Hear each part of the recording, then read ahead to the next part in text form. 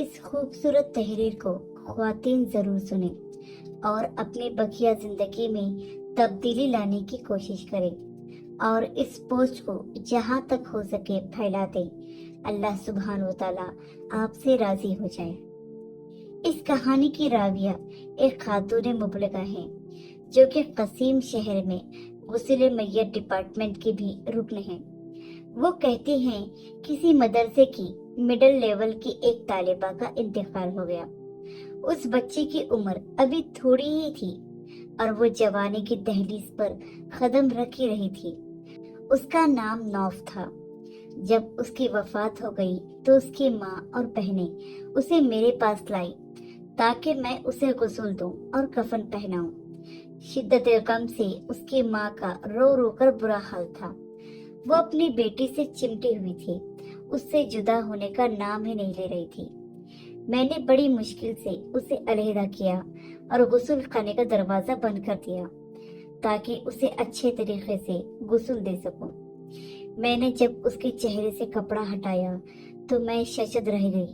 اللہ کی قسم، اس کے چہرے سے نور کی شعاعیں ایسے اٹھ رہی تھی جیسے نجف کی خوب تیز روشنی ہے۔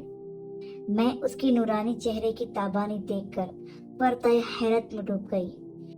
میرے پاس غسل کے لیے جو بھی لڑکیاں لائی جاتی تھی ان میں سے کچھ نارمل کیفیت میں ہوتی، کسی کا چہرہ مرجھایا ہوا ہوتا تھا اور بعض سے ناگوار بو محسوس ہوتی تھی، مگر اس لڑکی کا معاملہ الٹ تھا۔ اس کا چہرہ تو روشنی سے دمک رہا تھا۔ دوران غسل میں نے یہ دیکھا، یہ مجھے محسوس ہو رہا تھا کہ اس کے دائیں اور بائیں ہاتھ کی شہادت کی انگلی بھی اٹھی ہوئی لگتی تھی، جیسے تشہد میں اٹھائی جاتی ہے۔ میں نے کہا، ہو نہ ہو یہ ایک پاکیزہ سیرت لڑکی ہے جسے اللہ سبحانہ و تعالیٰ نے اس کے کسی عمل صالح کی وجہ سے عزت و تکریم سے نوازا ہے۔ مجھے اس کی خوش قسمتی پر رشک آیا۔ میں نے اس کی ماں اور بہنوں کو خوشی کی مٹھاس میں ڈوبی قدرے بلند آواز میں بلایا اور دروازہ کھول دیا۔ اس کی ماں اور بہنیں دوڑ کر غسل خانے میں آئی۔ میں نے اس کی ماں کو مبارکباد دی اور وہ تمام حیرت انگیز باتیں ان سے بتائی جن سے مجھے دوران غسل واسطہ پڑا تھا۔ اس کی ماں نے اپنے تمام مادرانہ جذبات نچھاور کرتے ہوئے اس کی پیشانی کو چومتی رہی اور بالخصوص اپنی بیٹی کی نماز کی پابندی کا تذکرہ کیا۔ 2 دن بعد اس کی ماں نے مجھے بلایا اور اس نے میرا شکریہ ادا کیا اور کہا، میں آپ کو اپنی بیٹی نوف کے کپڑے اور اس کی پرسنل چیزیں بھجواؤں گی۔ چونکہ آپ غریبوں اور مسکینوں کے گھروں کو بھی جانتی ہیں، اس لیے آپ انہیں مستحقین میں تقسیم کر دیجیے گا۔ میں نے کہا، مجھے کوئی اعتراض نہیں ہے، آپ اس کی تمام چیزیں مجھے بھجوا دیجیے گا، میں انہیں تقسیم کر دوں گی۔ جب اس کی اشیاء میرے پاس پہنچی تو وہ 4 کارٹنز میں پیک تھی۔ میں نے پہلا کارٹن کھولا تو اس میں اس کے نقاب اور عبایا تھے۔ وہ سب کے سب لمبے چوڑے اور ڈھیلے ڈھالے تھے، نہ وہ تنگ تھے، نہ باریک اور نہ ہی چھوٹے۔ میں نے دوسرا کارٹن کھولا تو اس میں اس کے کپڑے تھے۔ وہ سب بھی پورے بازوؤں والے، ڈھیلے ڈھالے اور مکمل جسم کو ڈھانپنے والے تھے۔ سب لباس انتہائی سادہ تھے۔ وہ شوق اور بھڑکیلے نہیں بلکہ جاذب نظر اور بہترین لباس تھے۔ ان کا فیبرک باریک نہیں تھا کہ جسے جسم نظر آئے۔ میں جو کارٹن کھول رہی تھی میری حیرت میں اضافہ ہو رہا تھا۔ ایک کارٹن میں اس کا اسکول کا سامان اور اس کے قلم تھے۔ میں نے ڈبہ کھولا تو اس میں ایک مسواک بھی نکلی۔ میں جان گئی کہ اپنی زندگی میں نبی کریم محمد صلی اللہ علیہ وآلہ وسلم کی سنت کو اپنانے والی رہی ہوگی۔ اس کے سامان میں ایک ڈائری بھی تھی جس کے اکثر اوراق خالی تھے۔ راویہ کہتی ہیں، کارٹن بند کرنے کے بعد میرے دل اور پھر ایمان کی کیفیت میں اچانک ایک تغیر برپا ہو گیا۔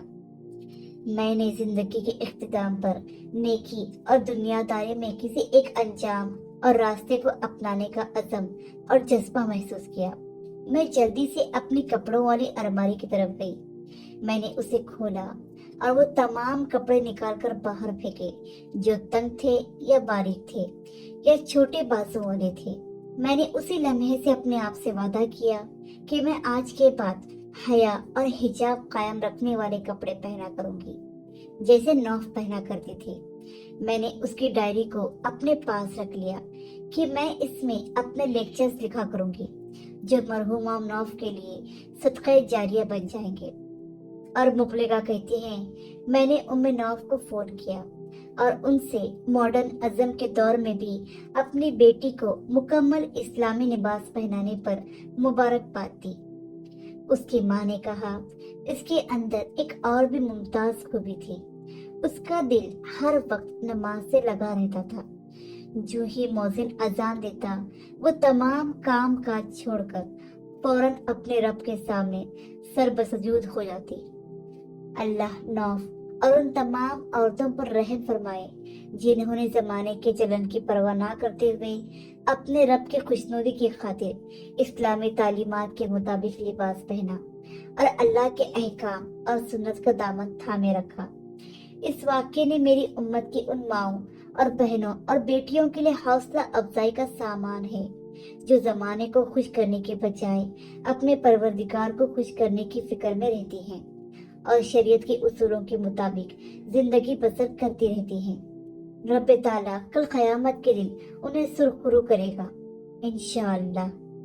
और जो मुसलमान ख्वातीन मॉडर्न तबके और रुझानात की मसनूई चकाचौंध से मुतासिर होकर नीम उरिया और सख्त चुस्त लिबास ज़ेब तन करके मुआशरे की नजरों में तहजीब याफ्ता बनने की फिक्र में अपने रब को नाराज करती हैं, उनके लिए एक पैगाम है कि वो अपनी इस रविश से बाज आ जाए और अहकाम इलाही के मुताबिक जिंदगी बसर करने का तैया कर ले। नौफ की ही उम्र या अधेड़ उम्री में बिल आखिर अपने रब के सामने पेश होना लाजिम है।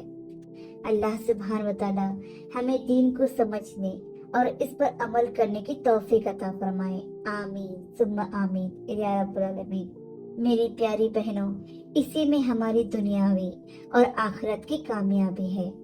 इस वीडियो को जरूर शेयर कीजिए ताकि किसी की इस्लाह हो सके और आपके लिए भी ये अमल सदक़े जारिया वाला बन जाए।